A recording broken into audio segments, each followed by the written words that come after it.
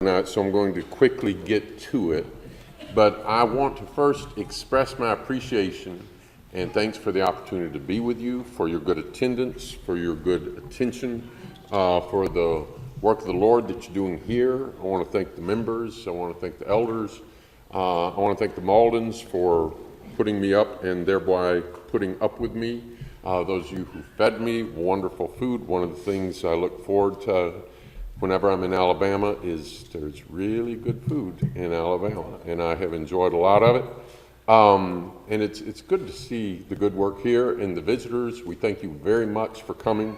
We appreciate it, and thank you.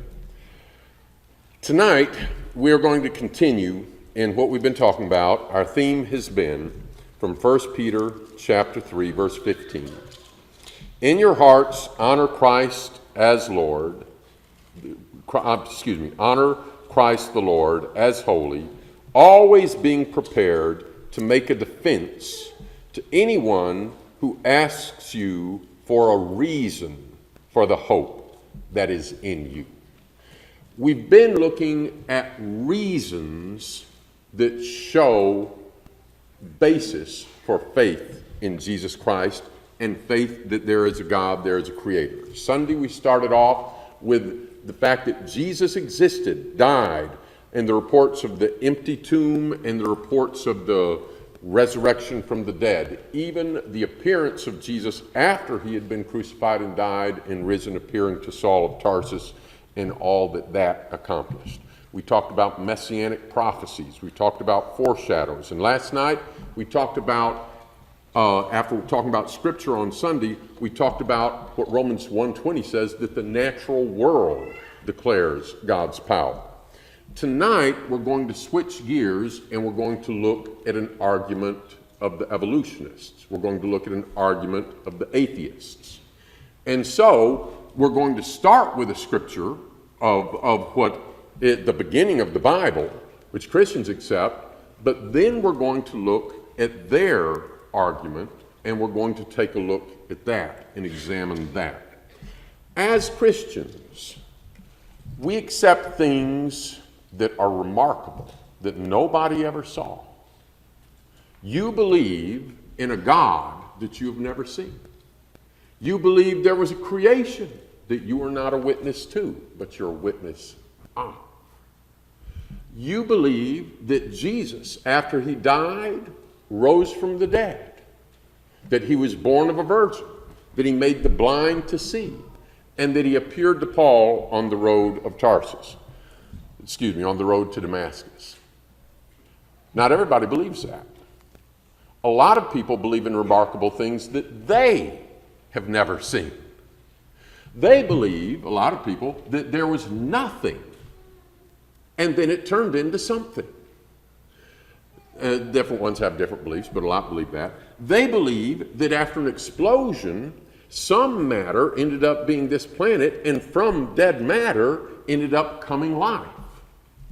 And from that life, dinosaurs evolved into birds, some land animals went back into water and turned into whales, and apes turned into us. They haven't seen that, but they believe it. These are two different. A belief is something you believe that you haven't seen. And you can't get through life without believing things that you haven't seen. Okay, because that's part of life. But we need to have a reason for what we believe. Tonight we'll begin at examining one of their reasons. There's so many things that might be addressed. This will be fairly in depth on one small topic, and that is the argument presented from the form of the fossil skulls. So let's go ahead and get started because we do have a lot to cover.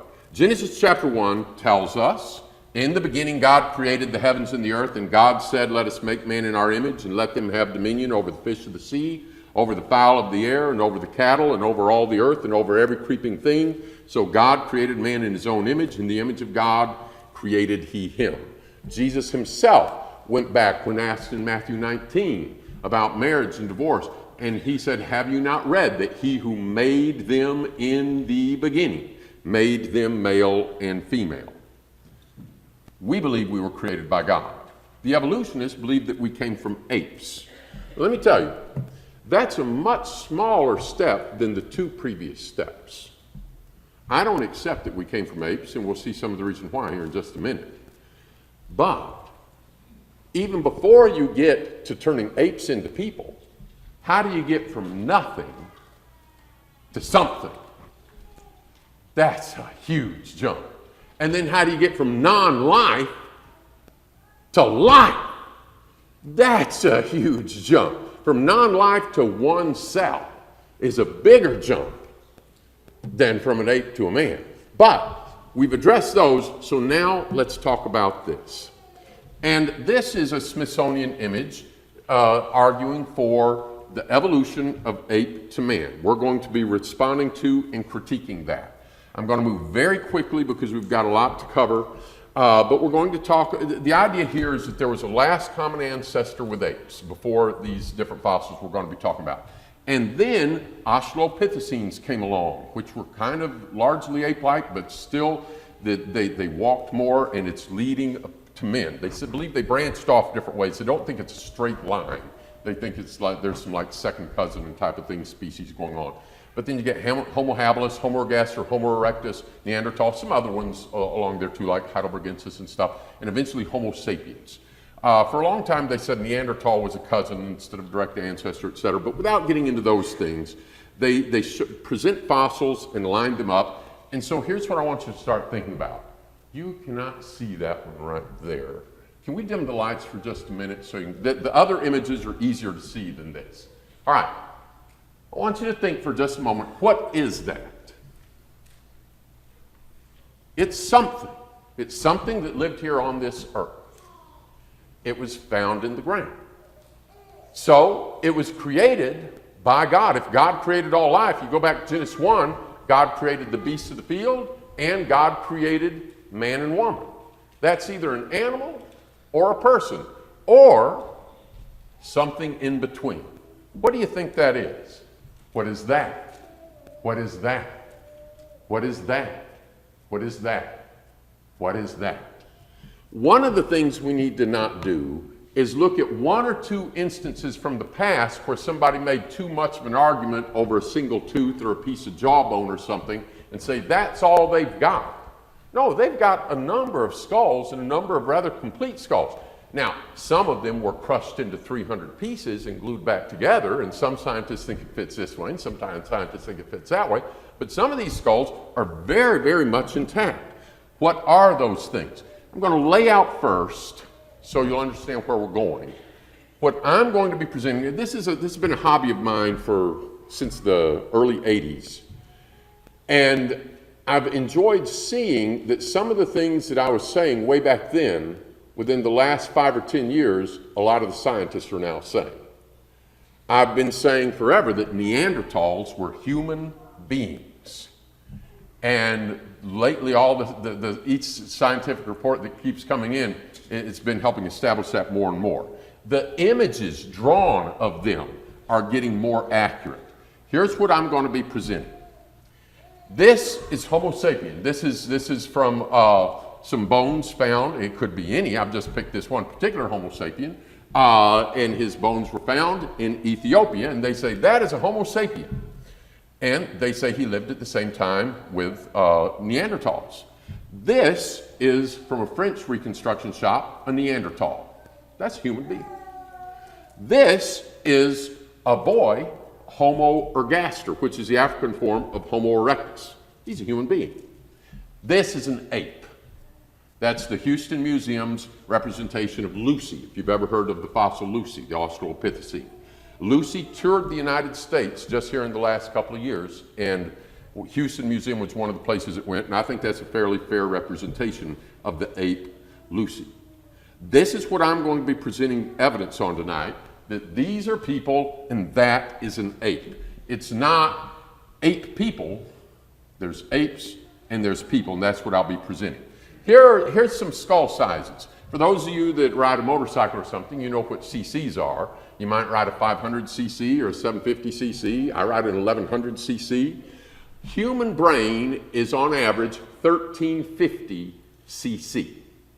And so when you see the skull lineups and they talk about the brain size and stuff, one thing you need to understand, there's a lot of variability in the human skull. Let me tell you one of the reasons I got interested in this topic. Years ago, somebody told me I had a weird forehead. And I said, what do you mean? And they described how weird, there's a real deep cavity right here that I could just like bury a Sharpie in. And I said, well, everybody's like that. And then I looked at that person. It took me a month to find somebody with that same thing, and it was a Native American. I'm part Cherokee. And there's different ways to measure a skull. One way you measure a skull is the cephalic index. That's the ratio of this to this. I'm out of the modern range. I'm in the Neanderthal range on that. And so I got to studying anthropology, and I got to looking at things. And like here you've got these different fossil forms and such. You'll notice, by the way, Neanderthals have much bigger brains than modern people do today. But there's a lot of variation in people. And there's a huge amount of variation in apes. That needs to be remembered when they start the skull lineup. This is from Neanderthal's Necklace by Juan Luis Arzuaga, professor of human paleontology. About 10% of completely normal modern humans have brain capacity of less than 1,100, more than 1,600. Wilfred Lagos Clark says that modern man can range in normal intelligence from less than 900 to about 2,300. There's just a huge amount of variation. But what I'm going to be suggesting is these things down in the 400s and 500s, those are apes. These things up around 1,000 and 1,500, Neanderthal 1,300, those are human beings. Let's come back to this skull right here. When this was found, it wasn't even fossilized. Fossilized is when it changes, it fills with mineral and becomes stone. This wasn't even fossilized, fresh state of preservation. The bone having merely lost its animal matter, not having been in the least bit mineralized. You can spin it around here and take a look at it. Watch that little hole there. I'll isolate it here for a moment. Look at this little hole right there. If you can see, there's some ridge raising around that. After that hole was made, that's not a natural hole. That's not the ear. The ear hole is down below. That is a hole that was put there some other way. And the fact that you have ridges around it suggests there was healing done after the hole was drilled or inserted. And that suggests that this person was in a society where it could have, maybe it was an accident, or maybe there was some surgery of some sort, maybe to release some pressure on the brain, or even some superstitious surgery or something. This is a human being, even though you have a serious brow ridge right there. Brain size, 1,280. That's very close to modern average. Brief notes. While critiquing evolutionary interpretation, the following quotes and images are documented from pro-evolutionary sources. Everything I'm going to show you is from the evolutionists. Every quote I show you is from the evolutionists. They don't believe what I believe, but I'm going to be backing up what I'm showing with documentation from them. Why? Well, if you're a believer in God and you're a believer in the Word of God and you read Genesis 1, you believe that's what's happened. If you are here this evening and you're not a Christian, if you're a skeptic, if you're an agnostic or an atheist, you've seen some of these fossils and you want to know about them. Well, I'm going to go to the scientific descriptions of them, and analysis has been coming in that support what I've been saying, that these are people, these are apes. Not that the people saying this believe that, but you'll see as we go along. What you see is what you get. You're going to be able to see the fossils themselves. These are not available to distribution. Fair use law allows me to review and critique material that is copyrighted. And so I'm reviewing and critiquing it, but I won't be distributing this as opposed to some other things earlier. But most of this is available on the web. You can look for web addresses that I put up here or Google keywords. Added emphasis would be mine. An evolutionist might say, you're about to start quote mining. You're about to start picking quotes from the scientific literature. And yes, I'm going to pick quotes from the scientific literature. That's right. When they say that Neanderthal was as intelligent as us, that's right, I'm going to put it up there. When they say it had a bigger brain than us, that's right, I'm going to put it up there. That's what they said. And, you know, they don't want us to read the Bible to them. And so, you know what? I'm going to show you Science Daily, New Scientist, PNSA, Huxley, different things from Stephen Jay Gould or whatever, is you see quotes, although I don't think we have his quotes now. There's hundreds of slides we're not going to show. But we're going to show what they themselves say. Now, there's similarities and differences between apes and people. There's a gorilla and a chimpanzee and a person there. I want you to look at them and get used to what it is. That's the gorilla, that is the chimpanzee, that is the person. It would be the one reading the book, not the one getting its ear scratched. All right, so human skull, chimpanzee skull, gorilla skull, kind of keep in mind what they look like there. Are we fundamentally different or are we fundamentally the same? The question involves biological, legal, cultural, and spiritual implications. If you don't believe that, consider this. At School of Medicine, Wayne State University, scientists there were saying that humans and chimpanzees should be grouped in the same family. They should both be Homo. So that they should be in the human family, in the same family as us. Dr. Goodman said, we humans appear only as slightly remodeled chimpanzee-like apes. An Australian court, this is from BioEdge in 2007, Australian court is studying whether to give a 26-year-old chimpanzee human rights. And a professor from London said it's untenable to talk about dividing humans and apes. There's no clear-cut criteria, neither biological, nor mental, nor social. None? Really? I don't think that out in the jungle, the chimpanzees are sitting around discussing, whether or not they're related to us. I think there's a lot of differences between a chimpanzee and a person. And then there's this musical group, morally, in one of their songs, which is a horrible song, I won't give the graphic details, but the idea is, you and me, baby, ain't nothing but mammals. And so we should act like it. If we're just apes, it makes a difference. But if we're not, it makes a difference. Is that the case? If we really are, and many of you have heard this, the genetic argument. Raise your hand if you've heard this. Humans and chimps share more than 99% of their genes. If you've heard that argument, raise your hand. All right, we're going to answer that. First off, from 2006, scientists at Indiana University, Duke, et cetera, they said our results show that humans and chimpanzees differ by at least 6%. That is in stark contrast to the off-cited 1.5%. Now you're not very impressed. You think, wow, okay, so instead of 99% ape, wow, we found some scientists said we're only 94% the same. It makes a difference. From National Geographic, the shifting boundaries between chimpanzee and human. The gene sequences are around 95 to 98% the same. These other fellows saying 94. This is less meaningful than it sounds. You also share 80% of the gene sequence with a mouse. You also share 40% of the gene sequence with lettuce. So when you hear that 90% figure, that there's a lot of difference in the difference. Mathematically, the structure of the DNA has a certain thing in common, but those differences make a lot of difference. Now, the visual argument is what we're going to focus on. I want you to look at this, and if I was an evolutionist, I would also be presenting this, because I think this makes a compelling visual argument. We're going to answer that argument, but I want you to look at it and appreciate and understand their argument. Now, if you'll take a look right here, they say this is listed as modern man. All of these are skulls with the jaw off. And you're going to have a side view and a front view, same skull. Side view, front view, same skull. All the way back here, and you have an ape.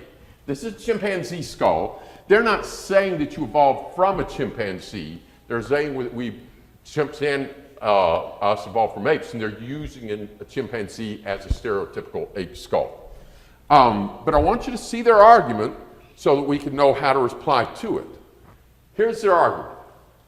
This is small-brained, the jaw sticks way out, called prognathism, and you have a heavy brow ridge up here, and you have a flat cranium.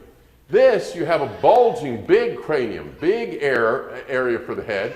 This is more straight up and down, and you really don't have a brow ridge. Now, in between, because we do vary, would you say that this could be related to this? Raise your hand if you could see that. Could this be related to this? Could that conceivably be related to that? Could that conceivably be related to that? How about there to there, there to there, there? This is the one we started with. There's that hole in it. Reverse image here. There to there. How about there to there, there to there, there to there, there to there, there to there, there to there, there to there? Voila. You've got evolution from ape to man. That's, it makes a powerful visual argument. But there's some problems with that. For one thing, some of these here in the middle were, as I said, crushed. One had been crushed by some water buffalo or something, and it was all just flat, and they had to be glued together, and they don't think they got it glued together right. Another one was in 300 pieces, and that's one some scientists thought it would be this way, some thought it would be that way. But there's still some impressive looking fossils up there. And so let's start examining that now. Points of review. First, we're going to talk about bare bones and mistaken ID. Sometimes they make mistakes when they're looking at bone. Secondly, human beings don't all have that skull you saw down here in the corner. That skull that said modern man, that's not everybody's skull. Evolution was a theory developed by northern white Europeans. In fact, they were racist northern white Europeans. And they looked at the northern white European skull as kind of the epitome. Not everybody has that skull. Secondly, apes vary tremendously. You're going to see some amazing differences in ape skulls. And then we're going to talk about some other things. We're going to end with some Stone Age tools and some recently discovered ape. Huge. There's a new ape they've just found up to 6'5" and 225 pounds. That's within about an inch, the same size as me.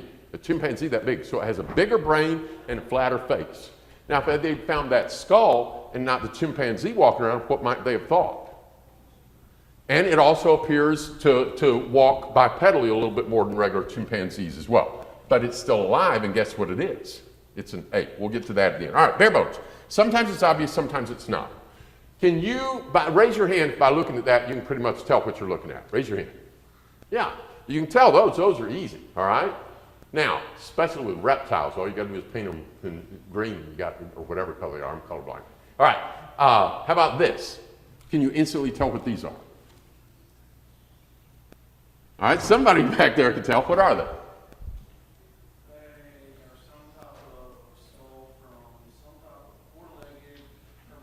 Yes, they're herbivores. One of the reasons you can tell they're herbivores is the teeth for grazing, and the eyes are on the side of the head.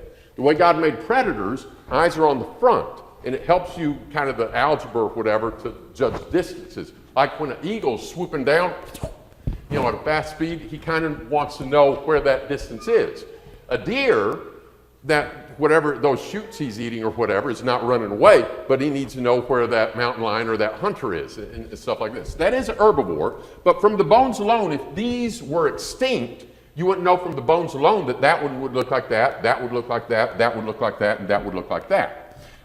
This, think in your mind what you think that is. And everybody that thinking saber-toothed tiger, stop and remember what we said about predators and herbivores. Eyes on the side, that's an herbivore, not a predator. Saber-toothed tiger would be up here. You know what that is? That's a Chinese water deer. Okay, it's in the demilitarized zone between North and South Korea. Now, if we didn't have him in the flesh, you know, sometimes it looks different than what you expect. Which pair are the same species? One of these pairs is the same species. Which one do you think it is? Number two, you just picked a collie and a fruit bat. Okay, just because two skulls look similar doesn't mean they're related. I cheated there, they're not to scale. The collie skull is bigger than the fruit bat skull. It's these two. That is a Great Dane and a Chihuahua. You'll notice Chihuahuas are even ugly with the skin on. All right. This is a raccoon and a mountain lion. This is a fruit bat and a collie. Just because two skulls look similar does not mean that they one evolved from the other. In fact, but somebody might say, wait, okay, we're not biologists, we're not zoologists, but the professionals, they would never make a mistake like that. Really? Let's take a look. There was Piltdown Man. We don't have time to talk about him, but if you know about him, there'd been 500 articles were written about him before somebody found out it was a human skull in an orangutan jaw where somebody had filed down the teeth. And the fraud was finally figured out in the 1950s. There was Hesperopithecus, also known as Nebraska Man, that Henry Fairfield Osborn, you'll hear about him again in a minute, got from a tooth. One tooth, and he looked at it, and it looks 100% anthropoid. And he decided it's Hesperopithecus, the first anthropoid ape from America. The illustrator in London for the newspaper drew him like this. There's Nebraska Man. And then they found some more bones, and it turned out to be a pig. An extinct type of pig, but a pig nonetheless. And somebody says, yeah, but Piltdown, that was a long time ago. And Nebraska Man, that was a long time ago. Okay, this was pretty recent. Raise your hand if you remember this. 2009, Ida. This was supposed to be a big, big thing. In fact, the Google homepage for that day had Ida on there. Does anybody remember Ida? Not many people following the fossils. All right, but it was a big, big deal at the time. This was the hype. She's the only one who tells the story of a whole skeleton. She could rewrite science. She could confirm Darwinian theory and debunk creationism. She could also question religion itself. All in all, she's quite a find. You're looking at one of your ancestors. She is, according to scientists, a direct relative. Okay, that was, this is the website. This fossil will probably be pictured in all the textbooks for the next 100 years. When our results are published, it will be just like an asteroid hitting the Earth. You'll notice by the fact that nobody raised their hand, it didn't apparently turn into an asteroid hitting the Earth. That was the hype in May 2009. This was October. Not even a close relative. No ancestor of humans. Ida is far removed from the monkey-ape human ancestry as a primate could be. And this is an article from some evolutionists about how could Osborn have ever made that mistake with the pig tooth? How could he have done that? How could a worker as careful and methodical as Osborn have made such an error? This is their answer. Misidentifications and misallocation of fossil specimens are quite common. Some of them are ludicrous. A fossil whale identified as a giant reptile. Rodents identified as primates. Carnivores as ungulates, and ungulates as anteaters. The list is endless. That's their answer. But they say, then we figure it out. But what if all of them are still holding on to the idea that we evolved from apes? They might figure out this one wasn't, and that one wasn't, but they still keep thinking, but something is, or that one is, or mine is, or whatever. But what does that say? It says that the scientists make mistakes. The list is endless, they say, on how many times they've made mistakes. So when you're just looking at bare bone, it doesn't always tell you. If you want to read that article, just Google FAQ Nebraska Man John Wolfe, and you can find that. Back to apes and humans. Look at this skull. I want you to focus here again and see the differences. This is presenting a series, it says, showing progressive changes in various features. And so you notice one of them here doesn't seem to fit. That's Australopithecine. It's the Tong child. It's a little ape, and it fit in the guy's hand. It's real small, but when it grew up, it would have looked more ape-like. Let me show you why. This is a juvenile chimpanzee, and that's an adult chimpanzee. Can you see the differences? The juvenile chimpanzee has a flatter face. The cranium is bigger in relationship and stuff. But as it grows, it gets more of the flattened and the brow ridge and the thing like that. So this one looks different only because it was a very, very young juvenile. So imagine that it fit the other ones more. All right, notice we have, they say, an upright face. A gorilla has a slanted face. We have a fairly vertical forehead. The gorilla has a very flat forehead. We have very little prognathism, that is the jutting forth of this. The gorilla has a lot. We have almost no brow ridge. The gorilla has a lot. We have not the bottom part, but the top of our skulls is kind of like a basketball. The gorilla, more like a football. And we have, this is small in comparison to this, whereas a gorilla, this is big in comparison to this. Now consider, look at these skulls right there. Which look more ape-like, which look more human-like? Everybody point to the skull that looks most human-like. All right? Point to the skull that looks most ape-like. Every skull up there is orangutan. The top one is a juvenile. The other ones, there's 2 species of orangutan, and some of them are male and some of them are female. The males have big canines, the females not. There's a lot of variation in skulls, and that's why orangutans look differently. Some orangutans look like that, some like that, some like that, some like that, some like that. If you wanted to pick one of those to say, there's the missing link between ape and man, I'd go with that one. But he's still just an orangutan, and it's variation among orangutans. Listen, they vary in score morphology, form, shape, they vary in appearance, but they're still orangutans. And even if you dress them up, they're still orangutans. Roger Lewin, co-author with Leakey of Bones of Contention. By the way, there's a creationist book called Bones of Contention with a lot of good material in it. That's not this book. Everything I'm showing you is from the evolutionists themselves. This was a prize-winning book back a number of years ago, and it told about the jealousies and the pettiness among, in the arguments and stuff sometimes among the paleontologists. And he says, he's an evolutionist and a writer. He wrote the book Evolution for the Smithsonian Institution. He said in the early part of the 20th century, when everything, new species on these fossils, he said much of the labeling was done in the name of egoism and a naive lack of appreciation for variation. Let's take the second part first. Naive lack of appreciation for variation. They would see a little bit of difference and they'd think, oh, this is a new species. Did you see how much variation was in those orangutans and stuff, just among 2 species? The other part, egoism. Why? Because if you have spent 2 years out there digging, and each time you find a bone, it's apparently the same thing he found, that doesn't get you on the cover of the newspaper or get an article in National Geographic or get you funding. So if you've got a little bit different, you want to say new species or new genus. So egoism caused this multiplication of species. I can build a pseudo sequence, and I'm going to do it right now. I'm going to evolve this into this, okay? Let's start with that up there. First, you'll notice here, the eye is a little bit open in the back. The eye orbit is a little bit open in the back. Sealed around here, open in the back. There, it's sealed all the way around. First, I'm going to open it up, still kind of similar shape, but open it up. Then I'm going to fill it out a little bit. Then I'm going to get a little bit bulkier. Then I'm going to start bringing in the nose and bring it into here and bring it into there. Now, do you remember that first screen where we saw going from human to ape? And you said, well, it looks like maybe that could work. Well, could maybe this work?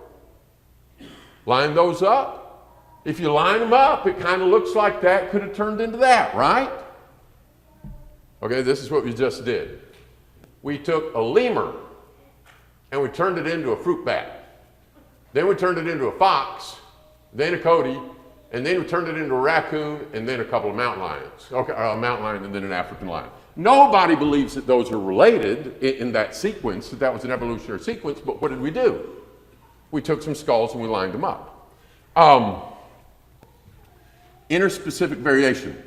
We don't all have the same skull. Some people have square faces because they have that shaped skull. Some people have more V-shaped faces. Some people have wide cheekbones like Laplanders. Some people have slanted foreheads and heavy brow ridges like this man from Melanesia in the Pacific. Some people have eyes in the middle of their head. Some people have eyes in the top of their head. Some people have eyes close together. Some people have eyes far apart. We don't all have the same skull. That skull that they put on the charts, modern man, is not everybody's skull. It's not my skull. All of these are Homo sapiens. Some of them are Native American, some are from Australia. This one is diseased. But not all human skulls look the same. And you notice there how the angles change on those. Neanderthal. This is Neanderthal. This is a composite skeleton from some different fossils of Neanderthal. This is a typical thing. Here's a Neanderthal skull. You'll notice it's longer. From here to here is longer. That's one, and as I said, Neanderthals are down in the 60s on cephalic index. I am too. That's why it's hard for me to buy a motorcycle helmet. I can get extra large and it still hurts my head. It's not tight this way, it hurts my head this way. Look at the differences here. You've got a comparison of Neanderthal man and Homo erectus. Again, remember what we were talking about? You see, this is one I didn't show you before. The occipital bun on the back. See this section here, the occipital bun? Not here or there. Watch the chin. No jutting out chin. Most people have a jutting out chin. More prognathism, very little prognathism. More, see the football shape, see the more basketball shape. Look at this gentleman. This is an Australian Aborigine. What does that forehead look like? It's sloping. What do you see below the forehead? You see a heavy brow ridge. This is another Australian Aborigine. There's a lot of variation in Australian Aborigines. Australian Aborigines are not Africans. They're not Negroes. They are Australian Aborigines. Something very, very different. Some have black hair. Some have blonde hair. Not all have this type of skull, but some do. This is an Aboriginal skull from 1900. Look how different it is from the typical model skull. Look from the overhead view. It's kind of the difference between a 1980s car and a 1930s car with the fenders, you know, like that, and the headlights out to the side. On this they call it a superorbital constrictor. Well, I'm not going to get into terms, but you can tell it looks different. All right, but that's a human being, okay? These are, by the way, from an overhead view, these are apes over here. This is chimpanzee. Let me get back there. Oh, I'm hitting the wrong buttons and don't have time for that. Not good. Okay. This is a chimpanzee. This is gorilla. This is an Australopithecine. These are like Neanderthal and something similar to Neanderthal and a Homo erectus. And this is Australian and this is considered. Let's look at the front of Neanderthal of this Australian skull compared to the front of. Now the back, this Australian skull doesn't look like a Neanderthal on the back. But look at it on the front. You see here we can see the angle like Neanderthal, the brow ridge and the jutting out similar. Racism and evolutionary theory. This is Henry Fairfield Osborn, the same fellow with the pig's tooth. He's comparing here, he says, look at the skull of a chimpanzee and a modern what? Frenchman, white European. And he says, showing the gradual disappearance of eyebrow ridge. So we have here, you have a chimpanzee. I'm going to quit hitting that laser because every time I do, I get it wrong. All right, so you have a chimpanzee, Neanderthal, and modern Frenchman. Now look what he says. After talking about how the Neanderthal looked so ape-like, he then says this. It must be noted that many of these features may be found in recent human skulls of inferior races. This is Darwin's right-hand man, Huxley. He says Neanderthal cranium is by no means as isolated as it appears to be at first. He says it's closely approached by the flattened Australian skulls. These are Australians. Australians are people. They're people like me and you. They're created by God. They're Homo sapiens. This is a principal. This is a senator. You might remember Yvonne Goolagong, the tennis champ from back in the 70s. She was either all Aboriginal or part Aboriginal. Here's some Aboriginal school children. But do you know how they were treated in the early 1900s? This is BBC 2003. Australian Aborigines have welcomed a plan to set up a panel to oversee repatriation of human remains held by British museums. The scientists didn't want to let the bones go. Some of them, look at this. Among the remains held at London's Natural History Museum, Mr. Dillon said, were the skulls and leg bones of two Aboriginal men who were hunted down and killed by a white expedition in 1900. Once dead, the men's skins were boiled off them on the spot. That's just a little over 100 years ago. Men went down there, they chased two human beings down, shot them, killed them, boiled the skin off, and sent their bones to the museum in London. Why? They'd been taught they were less than human, I imagine, is part of the reason why. It's horrible. This is an old, a cast of an old skull from either Tasmania or Australia. Look how close it is to the Homo erectus skull. Very, very similar. Darwin's cousin came up with the term eugenics. Eugenics is the idea that, well, He favored fertility for fine minds and sterility for the stupid. Nobody denies his ideas led directly to the horrors of the Nazi era. Now, sometimes, you've probably heard this before, the relationship between Darwin and Nazism. And so, don't go there.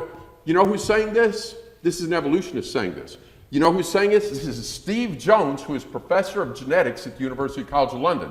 He is president of the Galton Institute, named after that guy, that used to be called the Eugenics Society.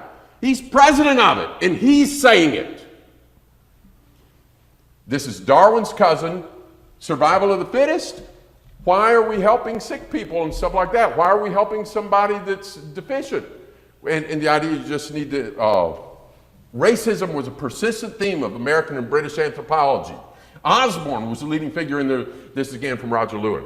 Further human variations. This is Chief Irontail, really interesting guy. I don't have time to tell you about him. Usually not pictured without his headrest, but look at this. Look at that massive brow ridge on Chief Irontail. He is, by the way, if you've ever seen the buffalo nickel, the Indian nickel, there were 3 Native Americans that posed for a composite for that. He was one of them. This a picture of Neanderthal skull in an evolutionary book says perhaps he resembled this native of Melanesia. Well, maybe so, except now they found DNA from Neanderthal, and apparently he had red hair. This is an Eskimo skull. Very, very different here. Now this, up there, high cranium and everything, but look at the jaw bones there. Massive. Compare that with this. Do you see the shape difference? You see the shape there of a typical skull? And look at the shape of that. And look at the chimpanzee. You see how you see the flaring cheekbones here? Not so in most of you, but look at it in the Eskimo. Huge cheekbones. These are all Indians. And some look kind of like the Eskimo. Some, look at the occipital bun on this one right here. Look at the brow ridge on that. A lot of variation. We don't all have to have the same skull. This is Nikolai Valuev, Russian heavyweight champ. Look at his brow. Look at his forehead. Would anybody like to walk up to Mr. Valuev and tell him he's not really a human being? I'm not going to tell him that. You can try to tell him that if you want to. Look at that forehead and look at that. That doesn't mean he's not a human being. It doesn't mean he shouldn't be treated like a human being. It means he has a different shaped skull. And I have a different shaped skull, and some of you have different shaped skulls. It doesn't mean that we're not human beings. Let's dig up Mr. Osborne, though. You know what he would say? He was a racist, and he would say, hey, you know what? I said that you can find some of these traits in the inferior races. And then he would probably say this. You showed us some Eskimo skulls and some Australian Aborigine skulls and some Native American skulls.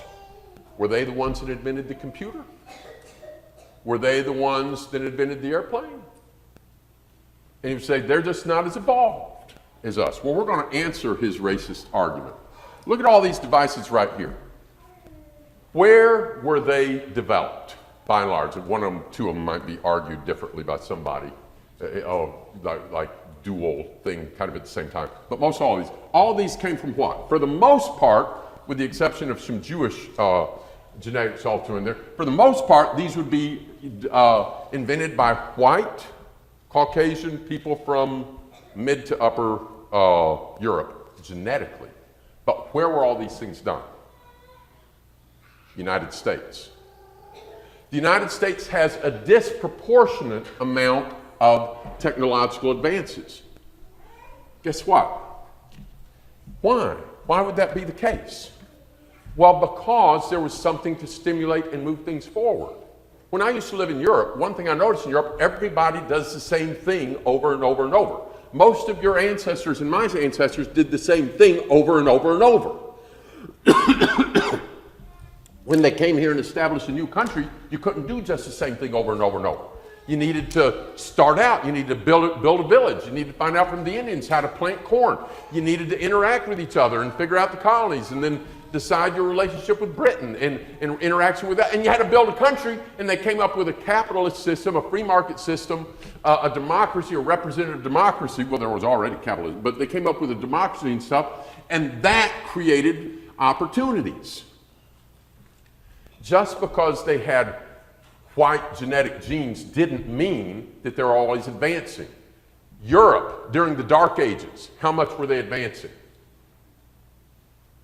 Not very much. You didn't have something stimulating and moving along. Some other cultures, you go back to Egypt in Africa, back thousands of years ago, compared to Northern Europe, who was more advanced?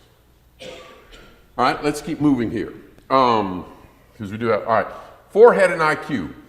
This is back in 91, somebody was saying, well, but Neanderthal, he didn't have much frontal lobe. This is where all the good stuff goes on, and with that slanted forehead, you don't have much frontal lobe. So you look at the picture here, yeah, he had a bigger brain, up to 1720 cc, but look, see, it's just not much frontal lobe. We got a lot of frontal lobe. That's why we're happy, because we're so smart. Oh, look, he's so sad because he's so stupid.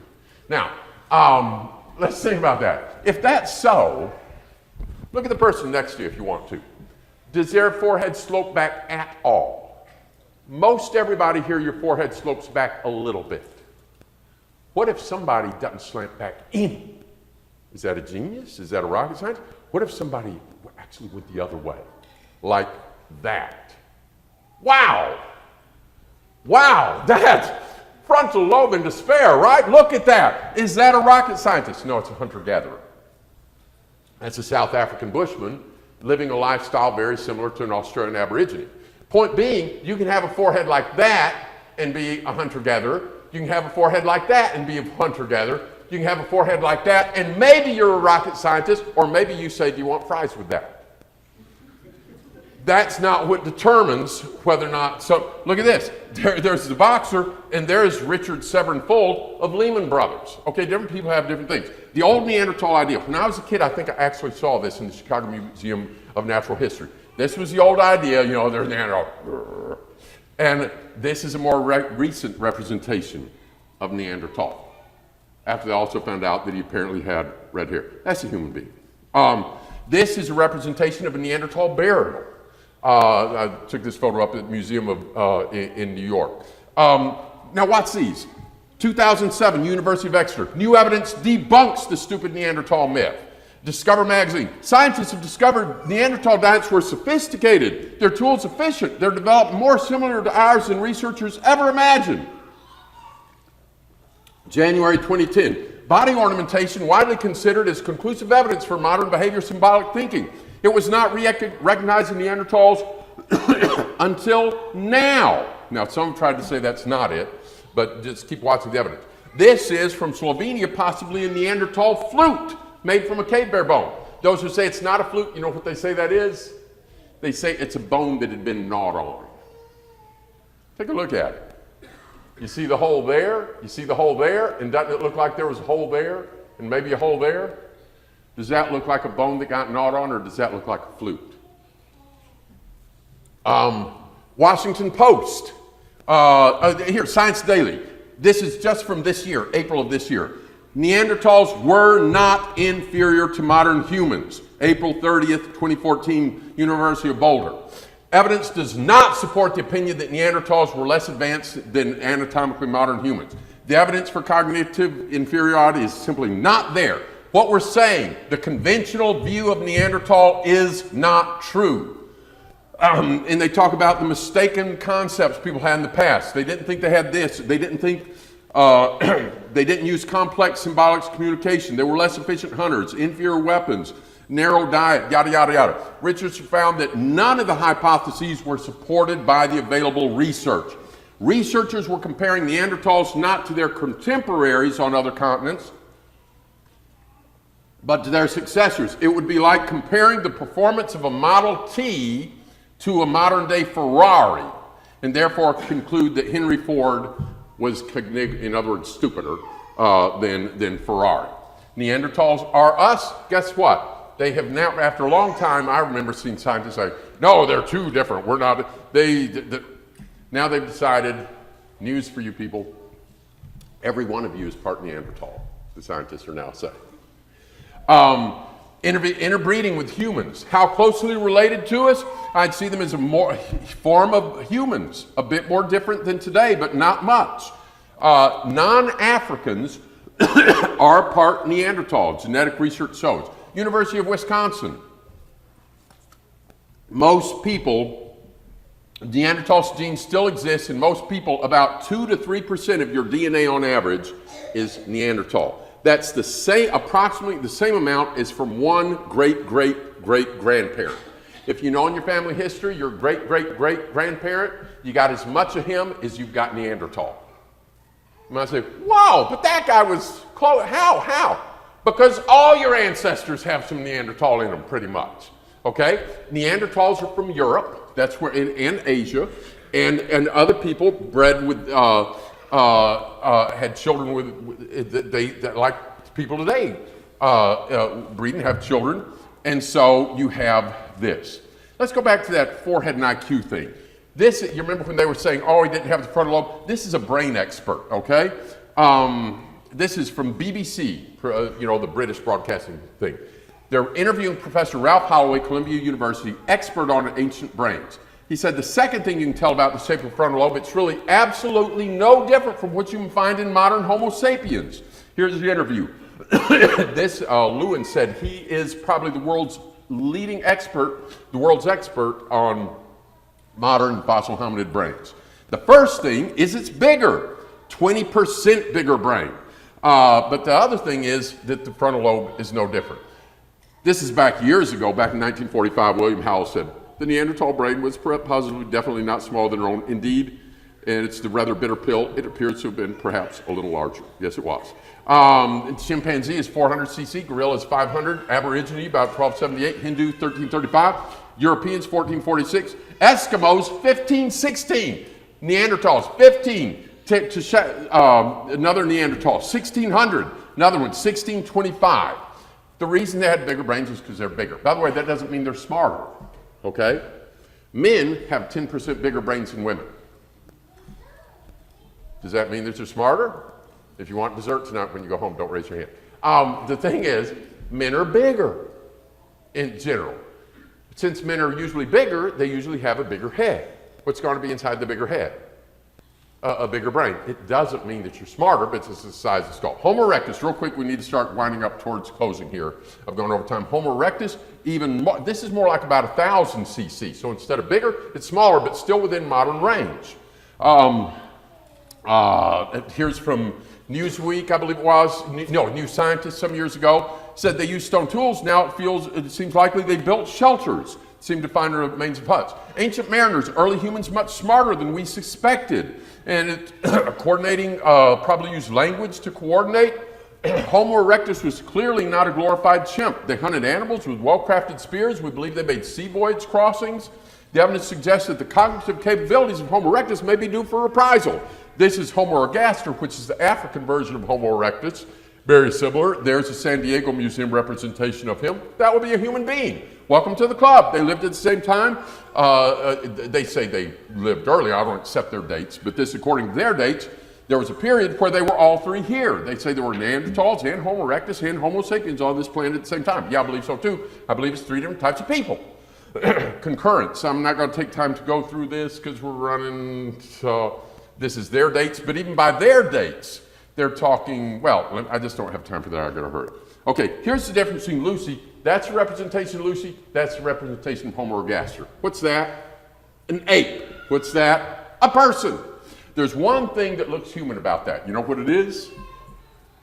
The whites of the eyes. Do you suppose that was fossilized? No. New Scientist. These scientists are saying something that I've been saying for a long time. January 1993, Pat Shipman, on Origin of Races by Pat Shipman. Wolpoof and his colleagues are now proposing nothing less than the complete abolition of Homo erectus on the grounds that the species is insufficiently distinct from Homo sapiens. All fossil specimens of Homo erectus and archaic Homo sapiens, including Neanderthals, should be reclassified into a single species, Homo sapien. And they point out a commonly cited thing, and one of the things they're pointing out, you know what? You've been focusing on European skeletons. The early evolutionists were Europeans. Homo habilis, it's a bunch of mostly a bunch of small bits of broken bones or stuff and crushed bones. I'm not going to take time to talk about it, but now that they found out more, surprisingly, ape-like limb portions. Had a body structure more like an ape. These are from an ape. Homo habilis, physically similar to Australopithecines. From a morphological point of view, isn't much reason to accept it as within Homo. It would seem more transparent to call it Australopithecus, which means southern ape. So it would be an ape. We'll talk about that in just a minute. Here's some scientists saying Homo habilis and Homo rudolfensis don't belong in our genus. So in other words, what these are saying and what I'm saying is these things are human and those things are ape. Now they're evolutionists. They still think we came from apes, but these scientists are saying what? The same thing that I was saying at the beginning. These are humans and those are apes. Australopithecines. Let's start to get through a little bit on this. The most famous Australopithecine, Lucy. There she is. Okay, that's Lucy. The thing that made a big deal about Lucy is that if that hip structure is done correctly, it's more like a person than a chimpanzee. But it's broken in 40 pieces and glued together. Maybe he did it right. I don't know. I wasn't there. I can accept that some apes had a different hip structure than some others. But they were surprised. There's different Australopithecines. One we had the body but not the head. That was Afarensis. Another Australopithecine we had the head but not the body, Africanus. It was kind of funny as they found more bones, they found more of the one that didn't have the head, and they were surprised how ape-like it was. The one where they had the head, the ape-like head, but not the body, when they found some more body, they were surprised how ape-like it was. Because they're apes. This doesn't have the feet, but in the museums, they put human feet on them. One of the paleo artists talked about they want us to put human feet on there, but you can't do that. This just shows you, look, this is from Lewin's book. This is an evolutionist. Watch this. The top is a chimpanzee, the bottom is a human, in between is Australopithecine. Now let's just borrow the lines from the chimpanzee and see how well that fits. In fact, he says, Australopithecus afarensis, although it is a hominid, is much more like a chimpanzee than a modern human. There's Africanus, don't have time to talk about that. To be sure, now some would say more, but this is what Arsuaga says. To be sure, the only human characteristic that these fossil hominids, or most of them had, was bipedalism. That is, they walked on 2 feet. They're saying the head, chimpanzee-sized brain. This scientist is saying the only thing human about them, particularly, basically, is this erect posture. As far as more outstanding characteristics, our brain, same category as chimpanzees. Okay, what about that bipedalism? In New York, they've got Mr. and Mrs. Australopithecine, walking around. They found some footprints, and they claim that Australopithecus made them. How do they know that? And you can see here, the dark is what they've actually found, and the white is what they're imagining.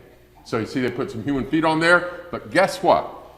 This is how the Houston Museum portrayed, and some of the scientists are saying, no, it was more of this type of thing, and I believe that's so. And this, I really like this. Oh, bonobos.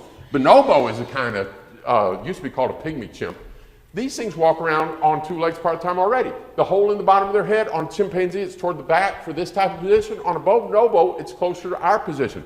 But it's an ape. And there's other apes that walk around on 2 legs sometimes. Let me just tell you this. Just because your great-great-grandfather was a biped doesn't mean that all bipeds are your great-great-grandfather. That walks on 2 legs. It doesn't mean that's great-grandpa. That walks on 2 legs. That walked on 2 legs. Just because something walked on 2 legs doesn't mean you came from it. Now here's the really exciting thing about this. They found an Australopithecine genus of some species in South Africa, and they've been working on extricating it for years. I still haven't seen the final results, that they finally got them out. But they've got enough to find out it's got the feet. And guess what the scientists have said about the feet? It had some chimpanzee-like morphology. The foot had grasping, tree-climbing capabilities. More bones from the same foot revealed they had a chimpanzee character, consistent indications with arboreality. You've heard of Arbor Day, where you're planting a tree? Arboreality means That's where you dwell, in the trees. I think it's likely Australopithecus nested in trees. Probably spent parts of the day feeding in trees, as do orangutans and chimpanzees. Wait a minute! What did Arsuaga say the only human-like thing about Australopithecines was? That it walked on two legs. But now that they found one that has feet, they're saying what? Might not be of the same species, but the genus Australopithecine. They're saying it had chimpanzee-like grasping capabilities, nested and slept in trees. So where does that leave it? Ape. Take out the whites of the eyes. Ape. Tools. They say, yeah, but Australopithecine used tools. You want to see the Australopithecine's tools? First off, they say this might have been made by Australopithecine Gary or not. You find a tool, it doesn't mean it was with it. For example, if you find behind Kentucky Fried Chicken a knife and a chicken, does that prove that chickens use knives? No, it could prove that the tools were used on the chicken. But I'm going to show you their tools. Those are the Australopithecine tools. Now, here's where you can buy some. And they say, be careful. There's a lot of these tools for sale on eBay and other things. Every broken cobblestone is not a human-created Paleolithic tool.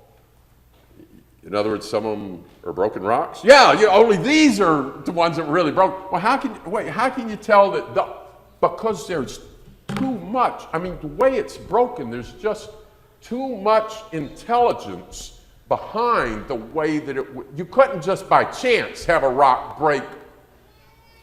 Oh, you're saying there's too much intelligent design in those rocks to have happened by chance.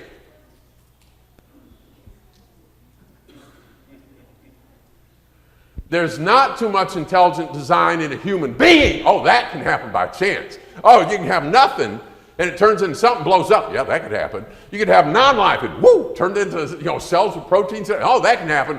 But that's just, no.